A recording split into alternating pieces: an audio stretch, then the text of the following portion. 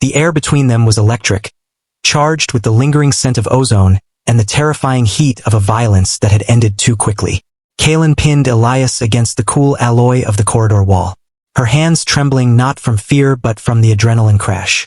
She reached out, her fingers grazing the line of his jaw, searching for a bruise, a cut, anything to prove he was mortal. There was nothing.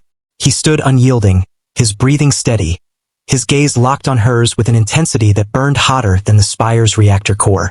"You moved like a phantom," she breathed, the distance between them shrinking until she could feel the radiating warmth of his skin. It wasn't natural. Elias didn't pull away.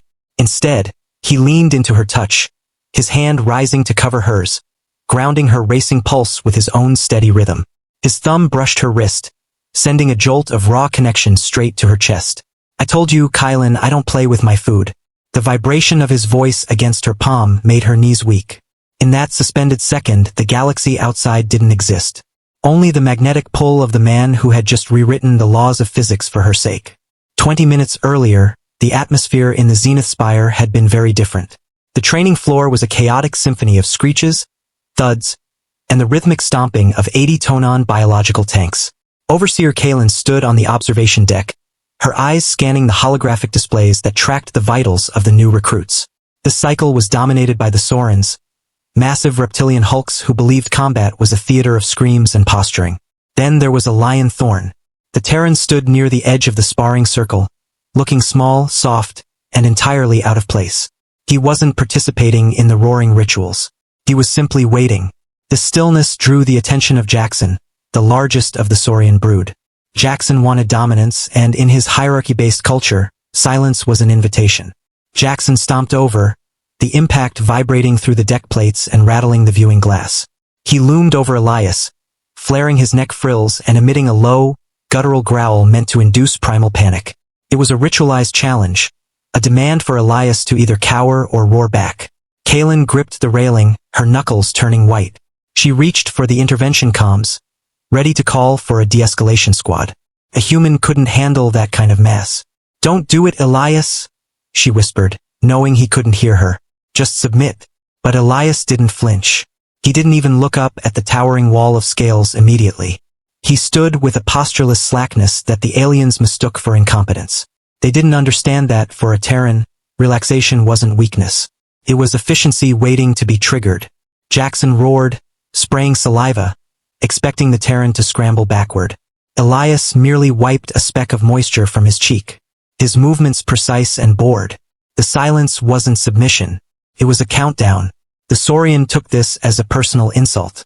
He raised a clawed hand the size of a blast shield, preparing to crush the insect who refused to learn his place.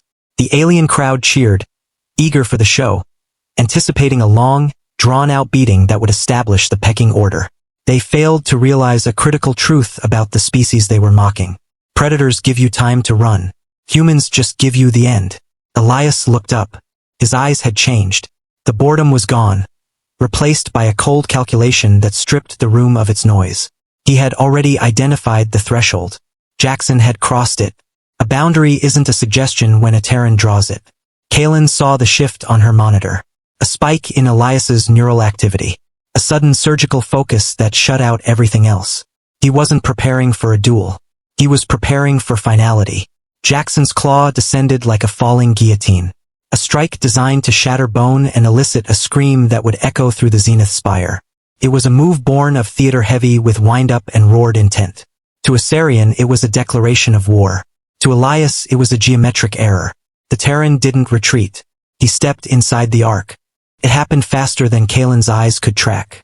A blur of non-ritualized motion that bypassed the primitive conversation of pain entirely.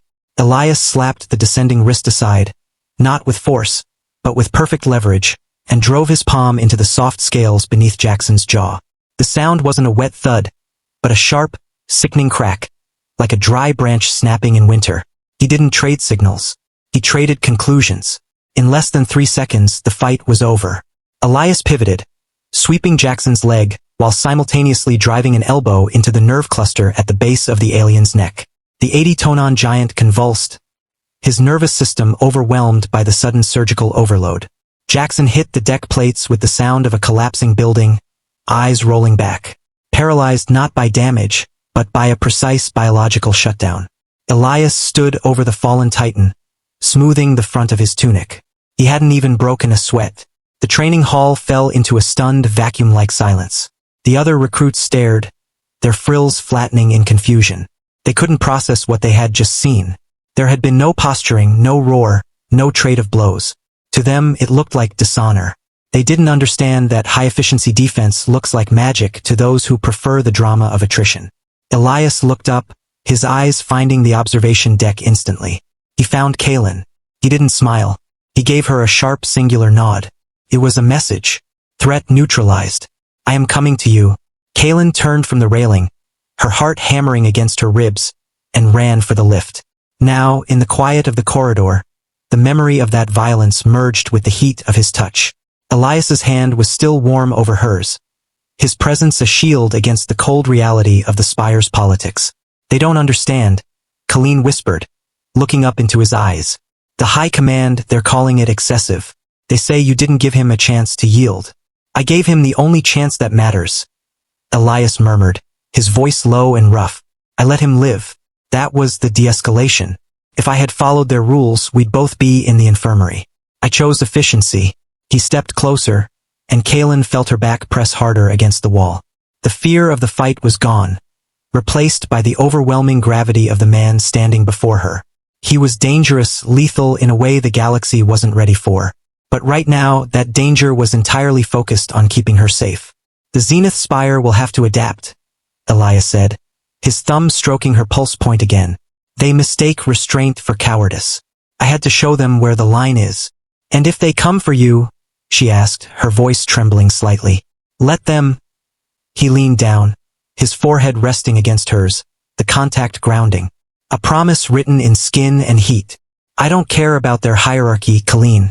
I only care about who is standing when the dust settles, and I will always be standing next to you.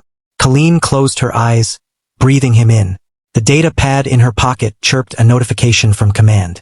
The combat doctrine was being updated. The file was tagged HFY protocol. Immediate boundary enforcement. They were learning, but the politics didn't matter anymore. Not here. Not while the strongest weapon in the station was holding her like she was the only thing in the universe that could break him. Elias pulled back just enough to look at her, a ghost of a smile finally touching his lips. Now, are we done with the review, Overseer, or do I need to demonstrate my technique again? Kalin grabbed his collar and pulled him down. Class dismissed. Please follow my channel for more videos. One click from you can change my life.